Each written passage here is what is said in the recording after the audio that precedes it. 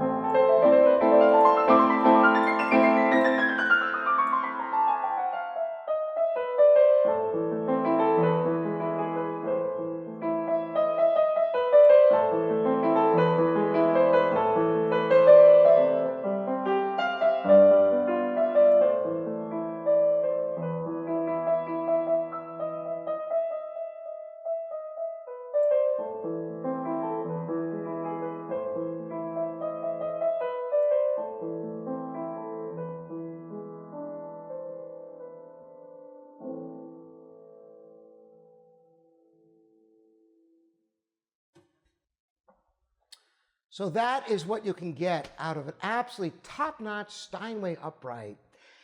I wish you could feel the action, the ease with which the keys go down, the responsiveness, and this gorgeous high-gloss finish, mahogany wood, and you can do cool things with it, like put it like this, so you can put all your sheet music across, and there's little vents on the side to let the sound come out.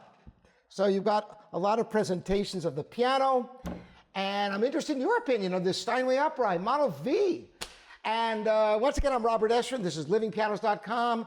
And any of you like these kind of videos, you're welcome to subscribe. We'll see you next time.